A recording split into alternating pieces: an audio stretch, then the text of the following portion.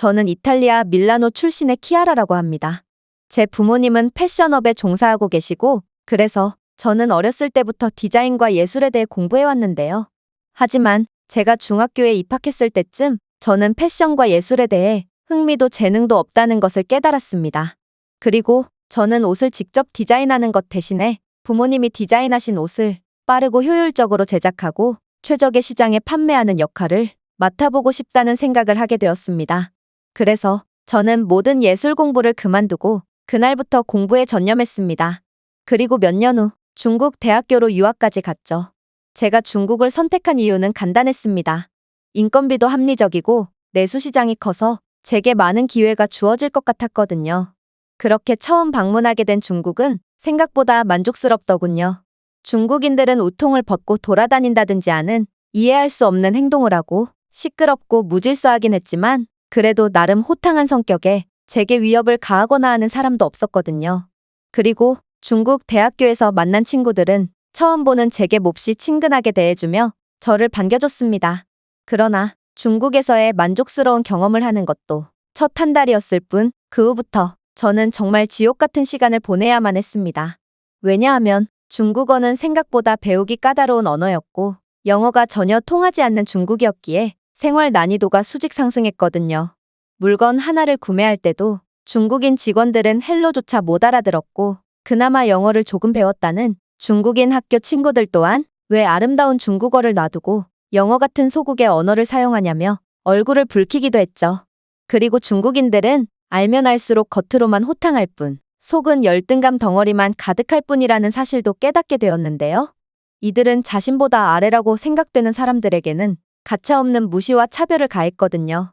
그나마 저는 백인이라 중국어 발음이 서툴러도 무시당하는 일이 거의 없었지만 동양계 유학생들이나 흑인 유학생들이 중국어를 구사하면 이들의 발음이 충분히 좋음에도 중국인들은 가차없이 이들의 중국어 발음을 조롱하고 일부러 말을 못 알아들을 정도로 빠르게 말하곤 했습니다. 자신들은 대국이라며 늘 자부심 있는 척하던 중국인들이었지만 이들의 마음속은 겁으로 가득 차 있는지 자신들보다 위라고 생각되는 국가 출신이면 꼼짝도 못했죠. 무엇보다도 저는 이내 중국에 대한 한 가지 소름 돋는 사실을 깨닫고 중국 유학을 아예 관두기로 했는데요. 이들은 인종주의가 엄청나게 심했거든요. 제가 중국어를 얼마나 잘하든 얼마나 오래 살았든 중국인들에게 있어서 그러한 것들은 중요하지 않았습니다. 제가 외국에서 태어난 이상 이들은 절대로 저를 받아주지 않았거든요. 능력이 없거나 공부를 못해도 그저 중국인이기만 하면 무수한 혜택을 받고 도움을 받는 게 중국이었고 심지어 교수마저 중국 학생들에게 이해가 안 갈 정도로 많은 혜택을 주더군요. 중국 교수들은 외국인 학생들에게는 엄청나게 깐깐한 평가를 하면서 정작 중국 학생들에게는 백지로 답안지를 제출해도 낙제를 면해줬죠. 그리고 각종 연구실이나 장학금 등도 전부 중국인들끼리 정보를 독차지해서 저 같은 외국인 유학생들에게는 일말의 혜택도 돌아가지 않았습니다. 소름 돋게도 저를 그렇게나 챙겨주는 줄 알았던 중국인 친구들은 알고 보니 중국인들로만 구성되어 있는 자신들끼리의 모임이 따로 있다는 사실을 알고 정말 학을 떼게 되었는데요. 저는 1년 반 만에 중국의 이런 음침한 문화를 깨달았고 제가 여기서 아무리 잘해봤자 아무런 기회가 없을 것임을 확신한 채 다시 이탈리아로 돌아가기로 마음먹었습니다. 그때 만난 게 바로 한국 학생이었습니다. 한국인 예솔 언니는 저희 과에서 전설로 내려오는 선배였는데 그녀는 중국에서의 학교 생활 내내 수석과 차석을 밥 먹듯이 한 학년 수석이었거든요.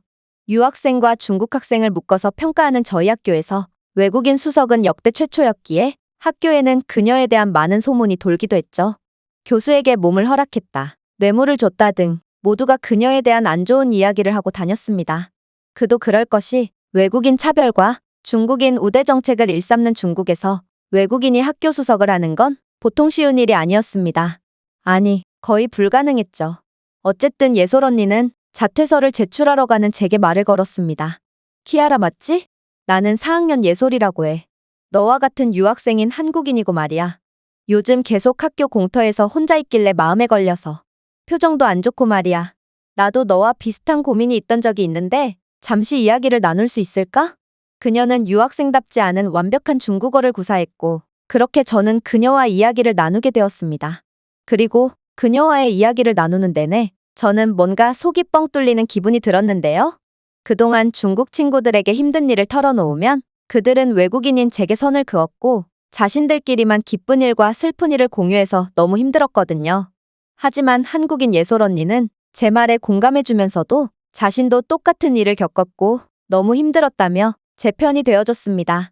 그리고 중국에 4년 동안 있으면서 느낀 바로는 중국인들은 능력은 없는데 질투심이 강해서 자신들이 잘하기보다는 잘하는 사람을 끌어내리려고 하는 기질이 있다고 했는데요.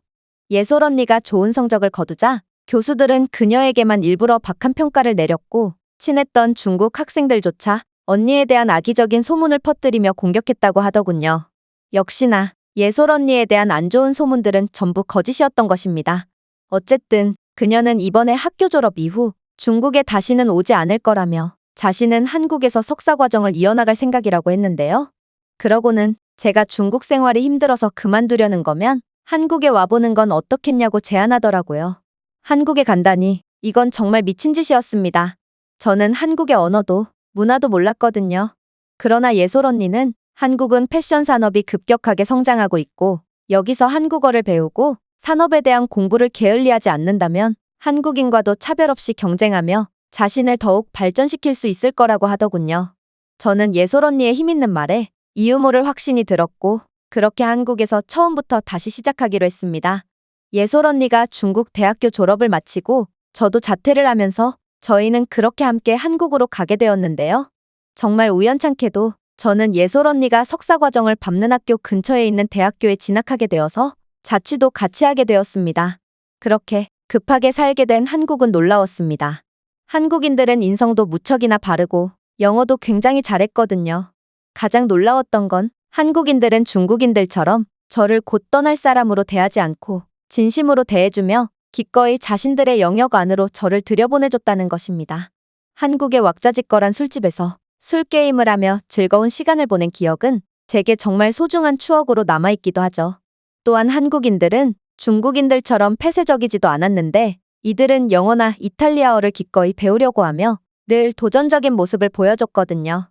그리고 제가 한국어를 못할 때 한국인들은 저를 배려해서 일부러 천천히 말해줬고 별거 아닌 점에도 엄청난 칭찬을 해줬기에 자신감이 상승한 저는 빠르게 한국어 실력을 키울 수 있었습니다. 한국인들은 어떻게든 트집을 잡아 까내리려고 하고 모르는 걸 수치로 여기고 배우는 걸 두려워하는 중국인들과는 정말 정반대였던 것이죠. 하지만 제가 무엇보다도 마음에 들었던 건 바로 한국은 외국인 차별이 전혀 없었다는 점이었습니다. 오히려 중국과는 정반대로 한국에는 자국민 차별이 존재하는 것처럼 보이기까지 했죠. 딱 봐도 외국인처럼 생긴 제가 한국어를 잘하니까 음식점 아주머니께서 서비스로 음료수를 준다거나 음식의 양이나 반찬들도 알게 모르게 조금씩 더 준다거나 하는 사소한 점부터 해서 학교에 한국어로 된 수업을 더디게 쫓아오는 저를 위해 한국인 친구들은 자신들이 열심히 해놓은 필기를 보여주거나 자신들의 쉬는 시간을 할애해가며 저를 도와줬죠.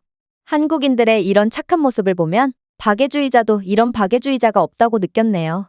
그리고 예솔 언니와의 즐거운 추억들도 절대로 빼놓을 수 없을 것 같은데 저는 스트레스를 받을 때마다 예솔 언니와 함께 엽기 떡볶이와 불닭볶음면 같은 매운 음식들을 먹으며 마음의 안정을 찾곤 했거든요. 또한 출출할 때마다 자정에 가까운 시간임에도 족발 같은 야식을 주문하기도 했는데 한국의 배달은 엄청나게 빨라서 어떤 주문을 하든 30분을 넘기지 않았습니다. 그러다가 먹었으니 운동을 해야 한다는 핑계로 밤에 산책로로 나가서 밤공원의 운치를 즐기며 맥주도 엄청나게 마셔대곤 했죠. 한국에서는 일상 그 자체가 즐거웠고 어딜 가든 천국이었습니다. 이렇듯 한국인들의 많은 도움을 받은 덕분에 저는 우수한 성적으로 학교를 졸업할 수 있었고 석사를 마치고 박사과정을 공부하게 된 예솔 언니와 눈물의 작별 인사를 마친 후 다시 이탈리아로 넘어가게 되었습니다. 그리운 고향에 도착하니 첫 일주일은 무척이나 신났습니다. 그동안 못 봤던 친구들을 만나고 가족들과도 이곳저곳을 돌아다녔죠. 하지만 딱 일주일이 지나자 엄청난 공허함이 밀려오기 시작했습니다. 이탈리아에서는 아무리 친절한 식당에 가더라도 제게 따뜻한 관심을 가져주며 서비스를 주는 등의 친절은 기대할 수 없었고 이들은 그저 가식적이고 딱딱한 비즈니스식으로만 저를 대했죠. 그리고 한국의 매운 음식으로 단련돼 버린 제 혀는 이제 아무리 매운 이탈리아 음식을 먹어도 매운맛을 느낄 수 없게 되어버렸습니다. 또한 마치 자신의 일처럼 제 고민을 진지하게 들어주던 한국인 친구들 같은 존재도 없었는데 저는 한국에 완전히 적응해버려서 남의 일에 무관심한 개인주의적인 유럽 문화를 잊고 만 것이죠. 하지만 이런 제 공허와 스트레스를 풀 방법은 없었습니다. 음식을 배달시키려고 해도 한국과는 달리 엄청난 팁을 지불해야 하고 시간도 엄청나게 오래 걸렸거든요. 물론 날이 어두워지면 그마저도 불가능했고 말입니다. 또한 예솔 언니와 새벽에 산책로를 돌면서 새벽 공원에서 맥주를 마시는 건 정말 상상도 못할 일이었습니다. 이탈리아의 공원은 밤만 되면 약물 거래 장소로 이용되거나 각종 범죄가 일어나는 무법지대로 변하기 때문에 저는 집에서만 틀어박혀 있어야 했습니다. 이곳에서는 뭐 하나 마음대로 할 수 있는 게 없었던 것이죠.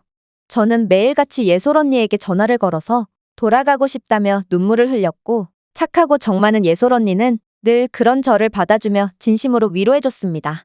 이렇듯 제가 이탈리아에서 하루가 지날수록 시들어가자 부모님은 저를 무척이나 걱정하셨는데요.